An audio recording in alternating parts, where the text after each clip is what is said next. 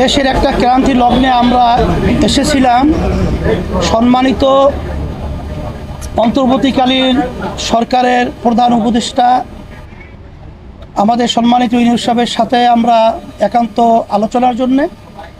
সেখানে আমাদের আপিন্দি ভাই তো কথাগুলো বলেছে, তবে আমরা তাকে বলেছিলাম যে জুলাই আগস্টের যে অভ্যুত্থান হয়েছে, হাজার হাজার মায়ের কোল সন্তান হারা হয়েছে, অনেক আমার উদীয়মান বাংলাদেশের ভবিষ্যৎ সন্তানগুলো চক্ষু হারিয়েছে, অনেকে পঙ্গুত্ব বরণ করেছে।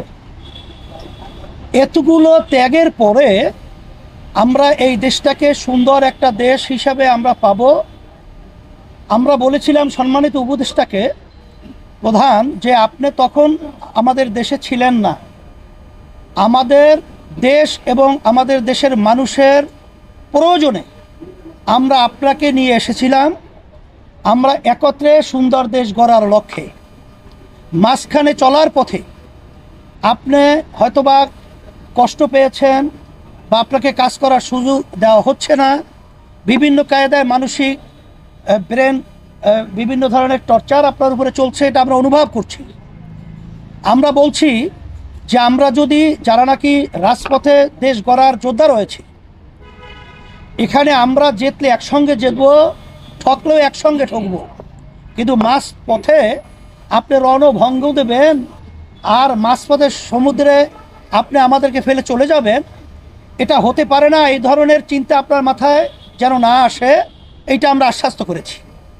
আর সাথে সাথে আমার ভাই তো বলেছেন যে আমরা প্রয়োজনীয় সংস্কার যদি না হয়, জাতির যে একটা প্রত্যাশা সুষ্ঠু একটা নির্বাচন, সেখানে পেশি শক্তি, সেখানে কালো টাকার দৌরাত্ম্য সহ বিভিন্ন পর্যায়ে ঘাপটি মেরে যারা নাকি নির্বাচনকে প্রশ্নবিদ্ধ করবে, এই বিষয়গুলো যদি সংস্কার না হয়, সেখানে নির্বাচন তো আবার সেই বিগত দিনের ইতিহাস যেখানে কলঙ্কিত, সেই আবার এই 24 যে আগস্টের যে অভ্যুত্থান, সেটা আবার বাস্তবায়ন হবে, এটা আমরা চাই না। এই জন্য আমরা বলছি প্রয়োজনীয় সংস্কারগুলো আপনারা দৃশ্যমান তরিত আপনারা এটা করবেন। এবং যারা নাকি আমাদের মায়ের কোলকে খালি করেছে, আমাদের দেশকে সন্তান হারা করেছে এবং পঙ্গুত্ব বরণ করেছে, এই অপরাধীদেরকে, ফ্যাসিস্টদেরকে, গুমিদেরকে, খুনিদেরকে, আয়নাঘর যারা বানিয়েছে আন্তর্জাতিক সমস্ত দুনিয়ার ইতিহাস লঙ্ঘন করে, এদের বিচার দৃশ্যমান করতে হবে এবং জাতীয় নির্বাচন এইটা একটা পরিবেশ তৈরি করতে হবে। আর সাথে সাথে আমরা স্থানীয় নির্বাচনের ব্যাপারেও আমরা বলছি, এটা যদি আগে হয় তাহলে কালো টাকা এবং পেশি শক্তির প্রভাবটা সেখানে এলাকায় ওভাবে তারা করতে পারবে না, বিধায় সুন্দর একটা জনপ্রতিনিধি একটা প্ল্যাটফর্ম তৈরি হবে, এটা আমরা আলোচনা করেছি। আর সাথে সাথে আপনাদের সকলকে আমরা ধন্যবাদ জানাই এর জন্যে যে আমরা যেন এই দেশ গড়ার ব্যাপারে আমরা সবাই একাকার হয়ে অন্তর্বর্তীকালীন সরকার সহ এবং যারা আমরা রাজনৈতিক জুলাই অভ্যুত্থানে যোদ্ধা যারা আমরা ছিলাম, প্রশাসন সহ সাংবাদিক বন্ধুরা সহ সকলকে আমরা একত্রিত হয়ে আমরা দেশ গড়ার ব্যাপারে আমরা যেন একাকার হয়ে কাজ করতে পারি। আপনাদের সকলকে ধন্যবাদ জানাচ্ছি এবং আমাদের আলোচনা অত্যন্ত সুন্দর ফলপ্রসূ হয়েছে। এবং বলেছি আমরা যে আমাদের সকলেই আমরা অনেকে তো দাবি করি ডিসেম্বর নির্বাচন হওয়া, 25, কেউ দাবি করি রমজান, কেউ দাবি করি অমুক।